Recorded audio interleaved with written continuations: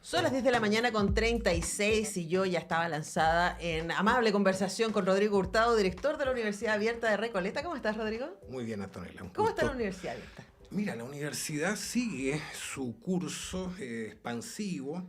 Estamos en un proceso de consolidación, me atrevo a decir, tras casi 5 años de existencia. Y en todas sus líneas de trabajo que coinciden con las de las universidades facultativas, es decir, docencia, extensión e investigación, hemos ido haciendo avances sustantivos en el espíritu que les es propio de un proyecto de educación popular, de modo que estamos muy contentos. Me imagino, ahora más que me quería partir por ahí en el contexto de lo que vamos a hablar ahora, de los diplomados, del congreso que están organizando, también porque claro, 5 años ya se pueden hacer ciertas evaluaciones, ¿no? La Universidad Abierta de Recoleta fue una apuesta además de colectiva desde la municipalidad, pero también desde un grupo de personas que se sumaron a este proyecto generosamente, gratuitamente, con sus conocimientos, y una cosa es decir, ok, la manera de transversalizar el conocimiento es abrirlo en todos los sentidos posibles. Entonces, ¿cómo sientes tú que ha sido ese intercambio? Mira, efectivamente, todos sabemos que la Universidad Abierta Recoleta forma parte de las iniciativas populares, como se conocen, que le confieren su particular carácter al gobierno local de Recoleta. Me refiero a proyectos como la farmacia, la inmobiliaria, la librería, el centro auditivo, etcétera. Y lo que procuraba como denominador común toda esta iniciativa era generar espacios alternativos que disputaran las lógicas de mercado que han como parte del neoliberalismo, tomado por asalto ámbitos de la vida social al cual el capitalismo hasta hace 30, 40 años no se había interesado.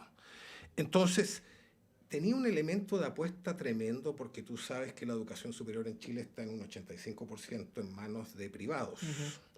eh, y donde hay un régimen, un clima cultural que se ha ido imponiendo a lo largo de ya casi 5 décadas. Por lo demás va a ser tema de esta misma conversación en unos minutos. Estamos, como todos sabemos, en el año que se conmemora los 50 años del golpe, que inicia ese proceso, y por lo tanto tenía ese componente de apuesta y bastante arriesgada. Sin embargo, como tú también bien lo señalas, rápidamente no solo personas, sino que instituciones comprendieron el sentido de un proyecto como el de la UAR y se sumaron para darle una sostenibilidad que explica el momento en que nos encontramos al cabo de 5 años. Me refiero a instituciones como la Universidad de Ujú. Chile, que concurrió desde el primer minuto, cuestión que no olvidaremos nunca, o la Universidad de Santiago de Chile, y en el correr del tiempo muchas otras organizaciones en el país y en el extranjero que entendieron de que lejos de constituir una competencia era un necesario complemento para retomar, por ejemplo, la inserción territorial, el acercamiento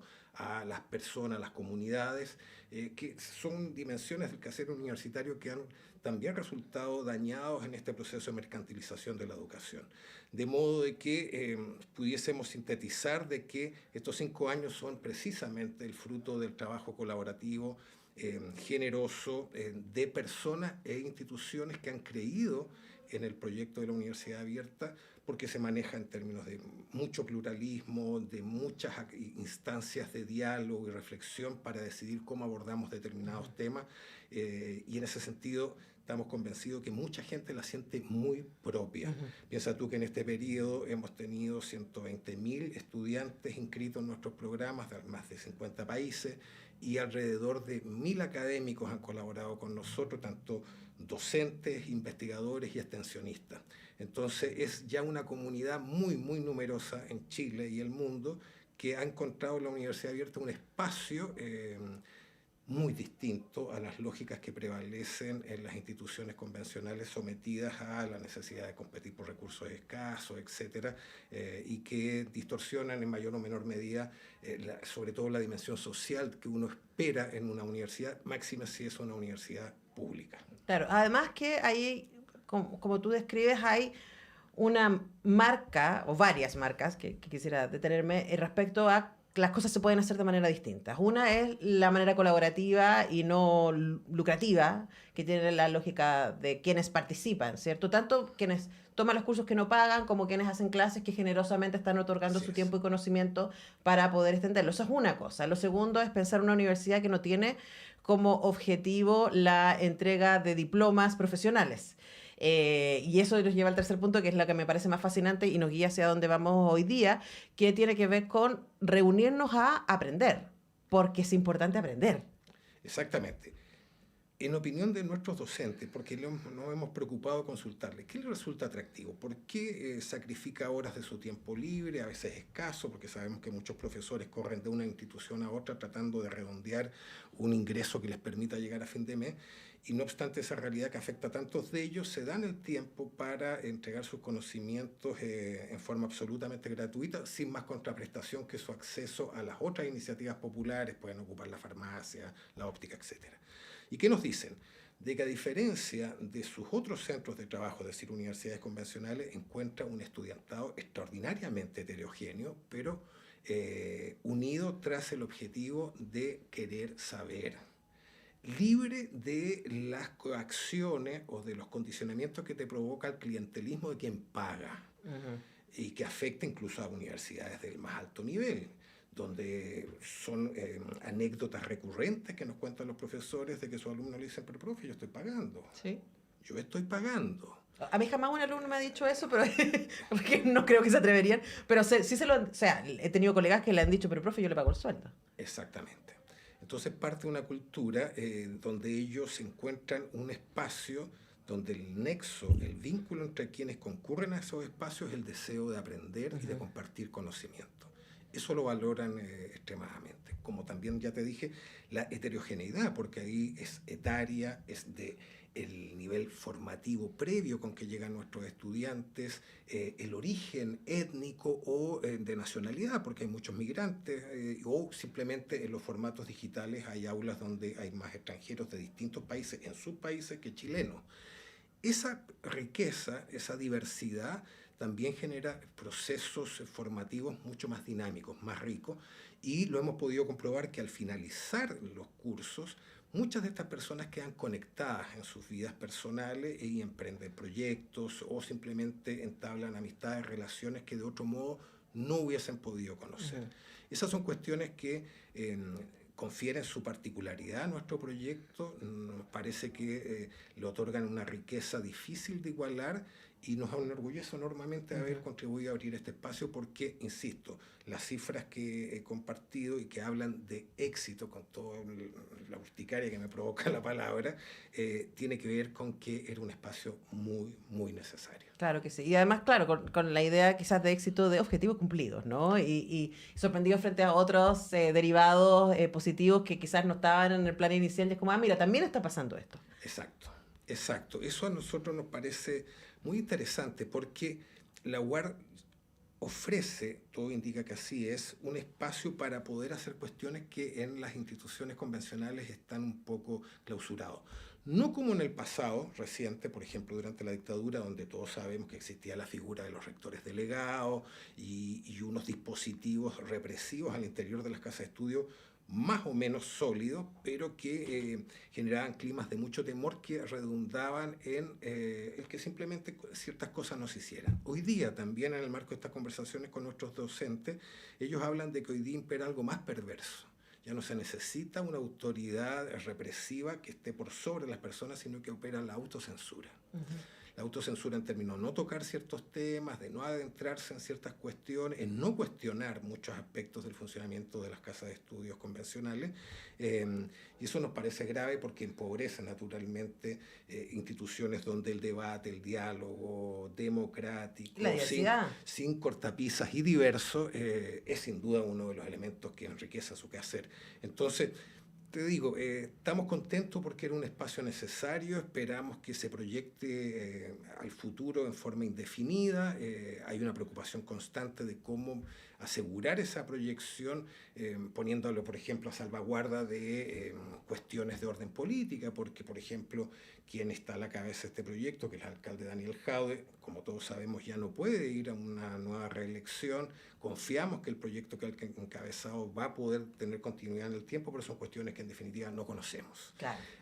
Así que estamos también ahí concibiendo posibles salidas porque creemos que la UAR ya ni siquiera pertenece a Recoleta, es mucho más amplia, está en Chile, está en América Latina, sobre todo está en otros países, y de eso dan cuenta, insisto, la amplia gama de nacionalidades de nuestros estudiantes y el número creciente de alianzas con organizaciones extranjeras que reconocen en la universidad un aliado válido para vehicular conocimiento, avanzar en experiencias de investigación u otras acciones propias del mundo universitario, donde no encuentran aliados en sus propios países. Conversamos con Rodrigo Hurtado, director de la Universidad Abierta de Recoleta, y esas alianzas internacionales, ¿cierto?, y nacionales van a tener una nueva expresión en la invitación que viene Rodrigo a hacernos. Es una doble invitación. Uno tiene que ver con diplomados. Así es. Diplomados en línea y gratuitos que se están haciendo en conjunto con el Observatorio de Derechos Humanos de Chile y la Fundación Luisa Aira Bedián de Argentina. Y hay un diplomado en Educación en Derechos Humanos y el otro diplomado es en Formación Política. Cuéntanos respecto a esto. A ver, el primero es un diplomado que hacemos con esas dos instituciones, la fundación que tú mencionas, Argentina, y tiene una lata experiencia en la materia, desgraciadamente en función de la represión atroz que conoció Argentina durante los años que vivió bajo dictadura.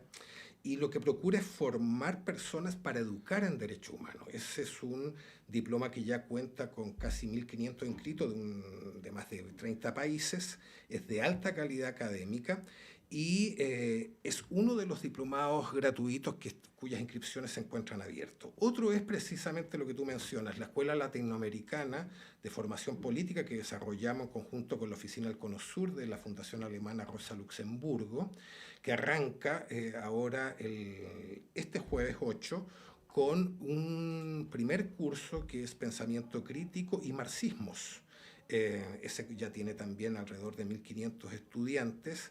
Es interesante, tú sabes que la célebre Escuela de Frankfurt cumplió hace poco tiempo 100 años y los marxismos en plural, porque es una escuela mucho más amplia que el pensamiento que le da origen, son temas que no cuentan con una atención suficiente en el mundo de la educación convencional, como sí acontecía en Chile, al menos antes del golpe, producto de la imposición de este pensamiento único, y hoy día pensamos de que cualquier conocimiento, y no es cualquiera en este caso, es el marxismo que ha orientado las luchas y el quehacer de millones de hombres y mujeres en el mundo los últimos 100, 150 años, como mínimo, es necesario ponerlo nuevamente a disposición de quienes se interesen y de mano de extraordinarios profesores, principalmente extranjeros, argentinos, muchos de ellos, colombianos, brasileños, etc.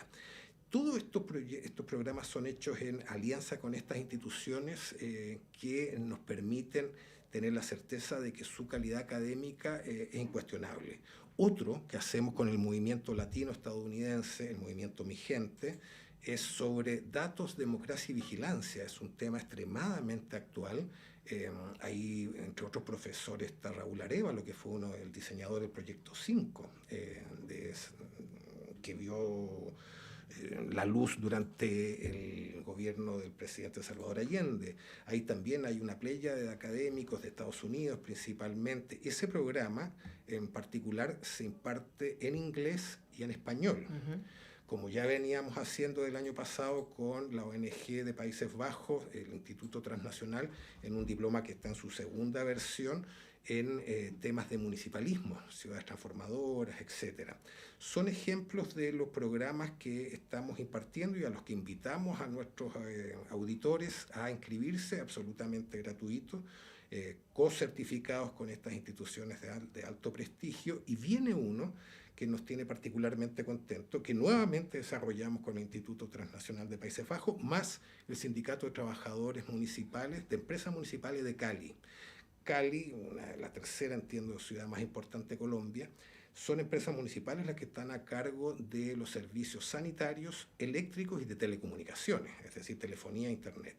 Y cuentan, por lo tanto, con una importante experiencia y casi desconociendo el anuncio de la Estrategia Nacional del Litio que plantea la creación de una empresa pública, este diploma, que es sobre creación y gestión de empresas públicas, pensamos que puede ser un aporte a una discusión que al menos hay que dar cuando se intenta imponer la visión de que el Estado no debe intervenir en factores, en actividades productivas, y que pensamos algunos que eso no tiene por qué ser así cuando hay amplia evidencia en el mundo, incluido en países capitalistas, donde el Estado aún sigue interviniendo en determinados sectores de la economía, porque tiene ciertas ventajas hacerlo desde el Estado, procurando un mayor bien común. Entonces, son todos diplomas de altísima calidad, con claustros académicos, con profesores que están diseminados por el mundo y que muchos de ellos son cabeceras en sus temas y que por lo tanto constituyen oportunidades formativas sin parangón por esa calidad y porque son absolutamente gratuitos. Toda la información está en uar.cl, y ahí se pueden inscribir en los cursos. Se me va el tiempo volando, me quedan literalmente 2 minutos para hablar del Congreso Chile, América Latina y el Caribe, 50 años del golpe de Estado, vigencia, elecciones al proyecto de la Unidad Popular, que es parte de las acciones que también está haciendo la Universidad Abierta de Recoleta en este año de conmemoración de los 50 años del golpe, y que tiene también una amplia lista de organizaciones que están vinculados con este congreso, porque entiendo que todavía tiene abierta su convocatoria para participar. Así es. El día de ayer cerró el primer llamado a recibir resúmenes, como es propio de los congresos académicos, aunque debo aclarar que este es un congreso académico popular, no está reservado exclusivamente a personas que se dediquen a la investigación o al mundo académico. Y eso tiene que ver con la visión pluriversitaria que anima el proyecto educativo de la Universidad Abierta de Recoleta. Hay más de 20 organizaciones, incluida la Universidad de Chile, por cierto, dentro de los co-convocantes. Está el Departamento de Historia de la Universidad de Santiago, está la Academia de Humanismo Cristiano, el propio TNI que ya mencionábamos, la Fundación Rosa Luxemburgo, la ANEF, Confech, la editorial LOM y muchas otras. Lo que habla en sí mismo de la confianza y esta capacidad de articular alianzas que significa para mucha gente la Universidad Abierta de Recoleta.